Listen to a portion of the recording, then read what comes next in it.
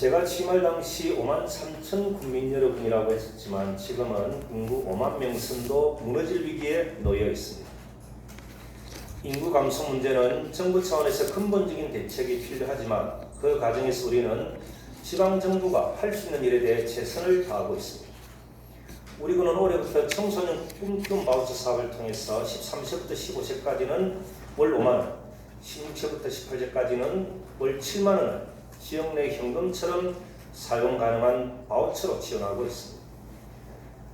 어렵게 시작된 고성군 청소년 꿈키움 바우처 사업은 우리 청소년들 스스로 그 가치를 증명하며 일부에서 우려하던 부작용에 대한 걱정이 기후에 불과했다는 것을 확인해 주었습니다. 청소년의 꿈과 희망을 지원하면서 현재 지역 내 자영업자와 소상공인에게도 큰 도움이 되고 있는 이 사업의 또 다른 목적은 바로 부모님들이 지고 있는 양육의 부담을 조금이나마 덜어주자는 것이었습니다. 그러나 초등학생이 대상에서 빠져 많은 국민이 아쉬워했습니다. 이에 고성군에서는 초등학생에 대한 지원 방안과 연구와 양육에 대한 가정의 부담을 지원하는 방안을 끊임없이 연구하고 고민했습니다. 이런 차에 김양숙 의원님이 고성군의회 임시어분자유 발언을 통해서 출산 장려금 확대 및 양육지원금 신설을 제안해 주셨습니다. 출산을 고민하는 세대에 가장 필요한 정책은 경제적 부담을 줄여주는 것이라는 의견에 저는 100번 공감합니다. 이에 우리 군에서는 같이 함께 키움 수당 사업을 추진하고자 합니다. 정부에서 지원하는 아동 수당과는 별도로 0세부터 8세까지 매월 10만 원의 수당을 지원하는 한편 현재 13세에서 18세까지 지원되는 꿈키움 바우처 사업을 9세에서 18세로 확대하여 추진하고자 합니다. 8월 기준 0세에서 8세까지 인구는 2,003명으로 매월 10만 원을 지급하면 연간 24억 원. 여기에 9세부터 12세까지 1,523명에게 월 5만 원 지급 시 9억 원, 13세부터 18세까지 19억 원까지 합하면 총 52억 원의 예산이 소요될 것으로 추산됩니다. 이와 별도로 출산 장려금으로 첫째가 100만 원, 둘째가 200만 원, 셋째 이상은 500만 원의 출산 장려금을 지원하고 있으며 셋째의 경우는 내년부터는 1,000만 원을 지원할 계획입니다. 사업이 추진되면 우리 군에서는 아이가 태어나 고등학교를 졸업해 자립하는 나이가 될 때까지 고성군민 모두가 책임지고 키워주는 환경이 조성됩니다. 물론 고성군 재정이 괜찮을까 하는 의문이 드실 것입니다. 결과적으로 고성군 재정은 아주 튼튼합니다. 우리 군은 연간 약 7천억 정도의 예산 규모를 가지고 있고 지금은 행정의 모든 사업은 협력을 통해 추진하기 때문에 예산이 낭비되는 사례가 없어 실제로 필요한 사업에 대한 예산은 여유가 있습니다. 김양숙 의원님도 우리 군의 재정 사항을 누구보다 잘 알고 계시기에 이런 정책을 제안해 주셨습니다. 국민 여러분, 저출생과 지방 소멸 문제는 어제 오늘의 문제가 아닙니다. 수도권 일부를 제외하고는 모든 지방 정부가 겪는 어려움 또한 국가 전체의 문제이기도 합니다. 근본적인 해결 방안은 결혼과 출산을 포기하는 사람이 생기지 않도록 국민의 삶의 질을 높여주는 것이지만 단기적으로는 자녀 양육에 대한 경제적 지원을 통해 국가와 지방정부가 육아에 대한 부담을 같이 나누는 정책이 반드시 필요합니다. 이 과정에 우리 지방정부의 역할이 아주 중요합니다. 정부의 각종 복지정책을 단순 집행하는 데 그치지 않고 우리 지역 실정에 맞는 독창적인 정책을 입안하고 실행할 수 있어야 합니다. 이번에 새롭게 시작할 함께 키움 수당 사업은 바로 그러한 정책입니다. 국민 여러분의 관심과 격려를 부탁드립니다. 아직 보건복지부 사회보장위원회의 심의 절차가 남아있는 만큼 앞으로 이 사업을 제안해 주신 의회와 적극적으로 소통하면서 정책을 다듬어 가도록 하겠습니다. 2022년부터 사업이 시행될 수 있도록 노력을 다하겠습니다. 감사합니다. 네, 다음은 브리핑 발표 내용에 대해 궁금하신 사항이 있으신 분은 질문하여 주시기 바랍니다. 기자입니다. 딴게 아니라 우리 0세에서 8세까지 애초에 지원 예산을 월 5만 원으로 생각하셨다고 들었는데 이게 지금 오늘 발표를 보면 10만 원으로 늘었네요. 예. 이렇게 10만 원 늘게 된 배경과 이렇게 되면 예산이 당연히 2배로 늘 텐데 이런 부분 충분히 감안하신 건지 설명해 주십시오. 처음에 저희들이 13세부터 15세까지는 5만 원, 16세부터 18세까지는 7만 원으로 했기 때문에 0세부터 8세까지도 처음에는 5만 원으로 하는 것에 대한 검토는 했지만 전체적으로 저희들 예산을 전체적으로 평가해 볼 때 0세부터 8세까지가 좀 더 중요하다는 생각에서 10만 원씩 그렇게 하면은 8월달 기준으로 2,003명 곱하기 10만 원 하면은 24억 정도가 들고 거기에 추가로 지원했던 것까지 포함하면 50억 정도 예산이 소요되기 때문에 충분히 재정적으로는 문제가 없다는 판단하에 우리 출산과 임신 이 부분에 더 집중적으로 지원하는 것이 맞겠다는 차원에서 10만 원씩 하게 되었습니다.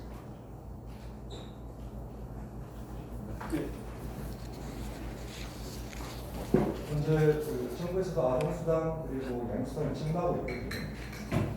이 사업하고 어떤 차별점이 있는지 설명 부탁드리겠습니다. 정부에서 지원하고 있는 사업은 그대로 혜택을 받는 것으로 하고 내년부터는 1,000만남 지원 사업 200만 원이 새로 이렇게 또 지원이 되는 거죠. 그리고 0세부터 1세까지는 더 많은 예산이 지원되는 것은 그대로 혜택을 그대로 받고 고승군에는 우리 독자적으로 이런 혜택을 또 주겠다. 이런 차원에서 정책을 준비하게 됐습니다.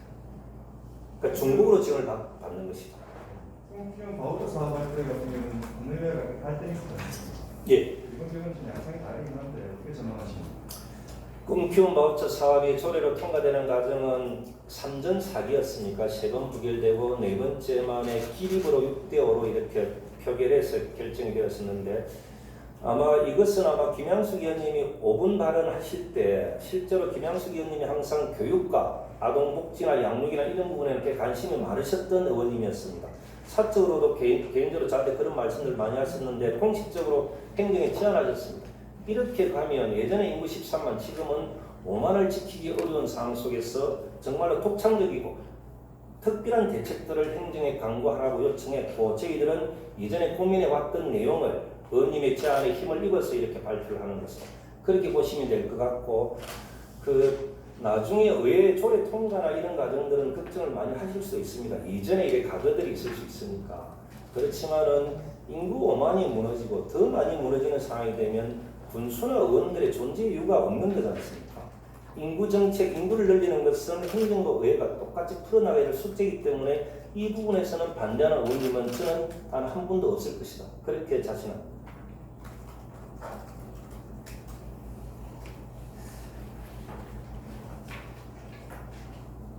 보건복지부 사회보장위원회 심의 잘 통과될 것 같습니까? 어떻습니까?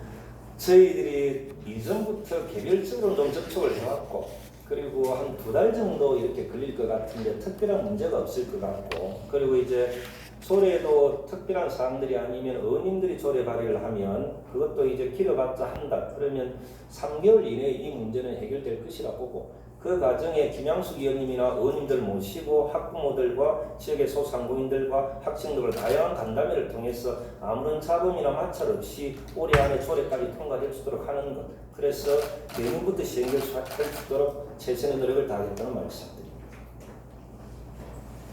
취업 방식은 어떻게 생각하세요? 지금 확실하게 정리된 바는 없는데 저희들이 생각을 하기로는 우리나라 바우처 카드처럼 지역에서만 쓸 수 있게끔 포인트로 적립해 주는 것 이렇게 하면 지금 저희들이 13세부터 18세까지 지급되는 이런 과정에도 지역 경제는 도움이 많이 됐습니다. 특히 학생들이 이제 버스 탈 때 그 카드를 다 사용할 수 있게끔도 되어 있고 마트나 할인점이나 모든 곳에서도 다 좋아하기 때문에 저희들은 0세부터 18세까지 들어가는 50억 전체 다 바우처 카드 형태로 지급하려고 저희들은 준비하고 있습니다.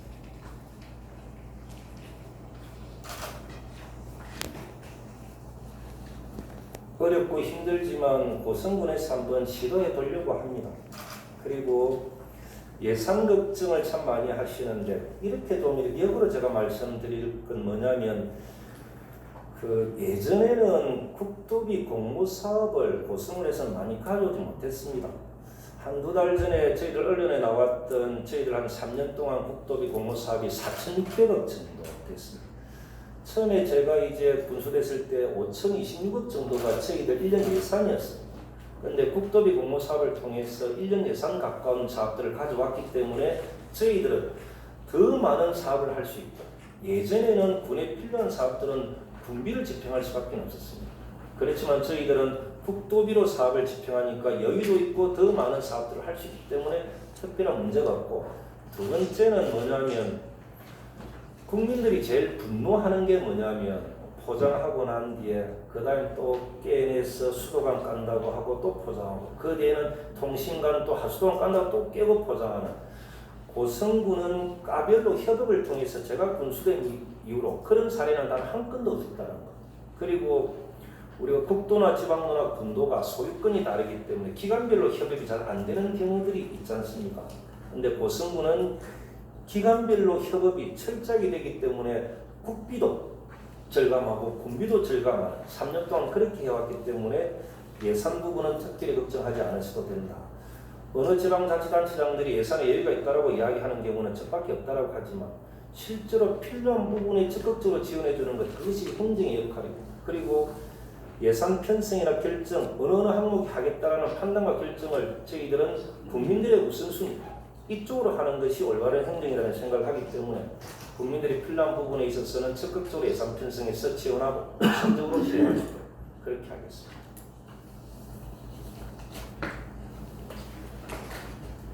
저 같은 경우도 예, 위에서 신기를 그들다 쉽게 말해서 예. 행위에서 일방적으로 언론에 퍼뜨리고 예, 그래가지고 굉장히 사실 우리 행정과 갈등을 많이 겪었거든요. 예, 이 부분에 대해서 뭐 물론 김현숙 의원이 출산조례에 가는 그 보건자의 발언을 통해서 했지만 예. 어느 정도 좀 커뮤니케이션이 사전에 좀 됐습니까? 어떻습니까?